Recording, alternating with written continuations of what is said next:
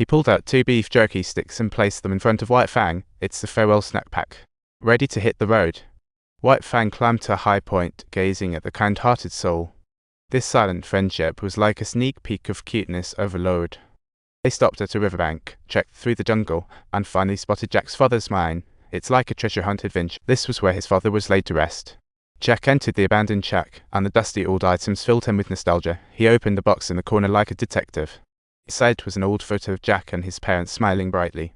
Ali walked in, interrupting his thoughts, and they sat outside by the firelight cozy. Ali found Jack's mother had died. As dusk neared, she headed north, sure no gold was here. But Jack firmly believed gold lay hidden in his dad's mine. Seeing this, Ali sailed with him for unknown adventures. The next day they rigged up a makeshift escape device, like a sci-fi movie's escape plan. Gold was buried in piles of sand, and Jack revamped the house like a makeover show. Their quest for gold was finally taking center stage. As soon as they reached town, White Fang, the wolf-dog mix, became the star of the show, like a celebrity. Those guys who previously stole from Jack were back at their scheming. They approached White Fang, unleashing their dogs for a showdown, trying to see if the star had what it takes. It was like making a reality show. If they liked White Fang, trouble loomed. Mike first accused it of biting his dog, smearing a star's image. He demanded the chief spill the beans, claiming he would sue, while the chief clumsily offered a pelt as compensation. What a clown show. Mike made it clear he only wanted White Fang, or else the chief would be visiting the slammer. What a bully. Chief, fearing for his sole income source, reluctantly threw White Fang into their hands, like giving away treasure. But White Fang defied the odds and climbed over the high wall, truly a super dog hero. But this didn't change his fate, and he was caught by Mike with a burlap sack. Talk about the terrible script. They shackled him, testing his strength with sticks, but White Fang's power blew their minds away, like shattering their fantasies. Ultimately, White Fang reluctantly bit his opponent, but that was far from the outcome he wanted. 3 gamblers won money while White Fang ended up hurt. Mike smugly initiated his stick education, and White Fang became increasingly feral, leaving onlookers in endless shock. In the dimness, the greed was laid bare like a bright light, while White Fang's heart grew more closed off. Such a tragedy. He began to fear humans while rebelliously resisting. Mike saw him as a cash cow, and all White Fang got was a bone for dinner. How ridiculous. One day, Jack and Ali bickered over their schedules, but happily reconciled after. Typical couple drama. They agreed to shop in town next day, while White Fang faced his fiercest foe. The fighting dog showed unmatched combat power at the start. White Fang dodged frantically like a suspense movie. But this time, White Fang might really be in trouble as he struggles to crawl forward, perhaps a dramatic pause. Jack happened to see the scene unfold.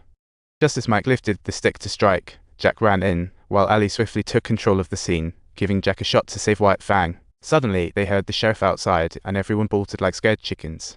Jack remembered Mike had stolen his money and bought White Fang back. What Mike, realizing he was in the wrong, backed off and threatened that next time he'd get even. What a sharp tongue. White Fang was taken to Mike's house, where he got a quick bandage, and then they dragged him back to the mine. What a sight for sore eyes.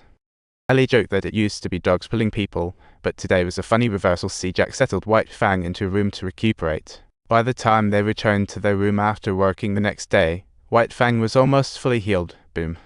White Fang eyed Jack warily, while Ali picked up a stick. The tension in the air felt like a war was about to break out. Jack thought, don't worry, it'll be gentle.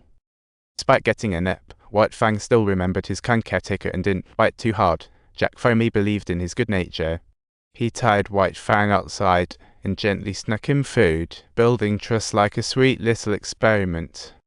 White Fang paced cautiously, pondering whether Jack was a good guy or bad guy.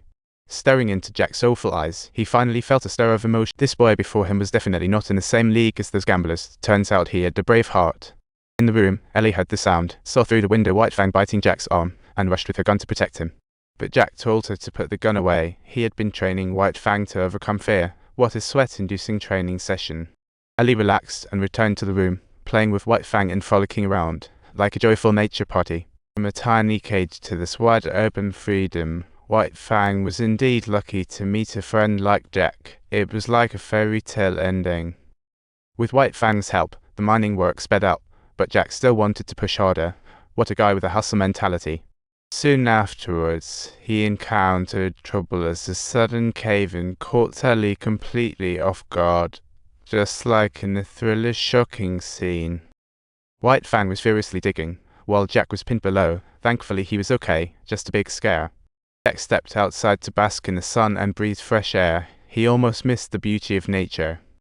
Ellie gasped as she found some gold under White Fang's paws. Like discovering a bombshell, she hurriedly took him back to the mine. After all their efforts, they finally entered the ranks of the wealthy, but they can't celebrate too early. Gotta check that gold's quality. Jack took White Fang to town to test gold. It was hostile, like a raging gladiator. He spotted one of the gamblers during the gold registration and insisted on adding Ellie's name next to Jack's, because the gold mine couldn't do without her contributions.